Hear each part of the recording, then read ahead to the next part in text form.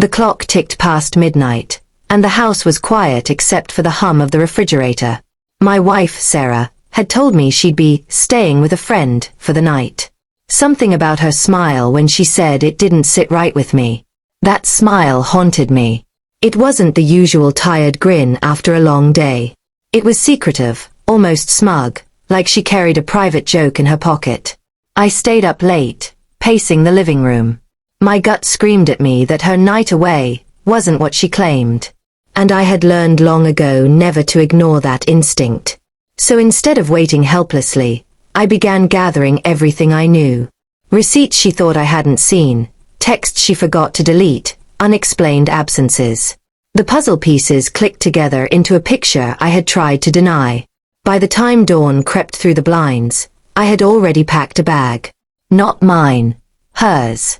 Every shirt, every pair of shoes, every memory that belonged to her went into that suitcase. I placed the bag neatly by the front door. On the kitchen table, I set down a folder with printed copies of the messages she had exchanged with the man she thought I didn't know about.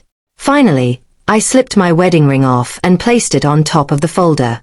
No shouting, no drama. Just the truth staring her in the face. That evening, Sarah walked through the door, humming softly, her hair slightly undone, her smile wide and satisfied. She looked like someone who had just lived a secret life. But the moment her eyes landed on the suitcase, the folder and the ring, the smile drained from her face. Her keys slipped from her hand and clattered onto the floor. What is this?" she asked, her voice trembling. I looked at her calmly.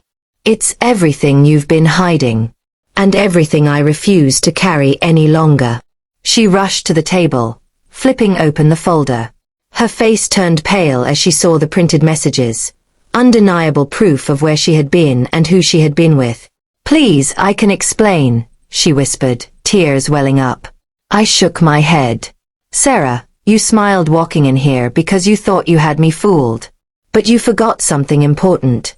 Love doesn't live in lies. And trust doesn't survive secrets." She reached for me, but I stepped back.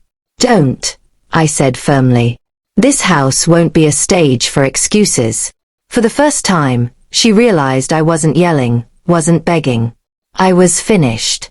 And that quiet resolve terrified her more than any anger could have.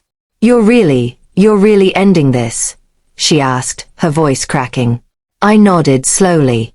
"You ended it the night you chose him. I'm just giving the ending its name." Her sobs filled the room, but I felt strangely light.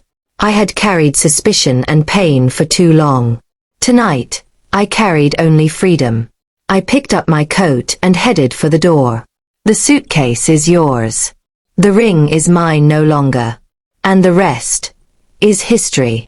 As I walked out into the cool night air, I heard her crying behind me. But I didn't look back. Because sometimes the strongest revenge isn't rage, it's dignity. And that night, I chose dignity over betrayal.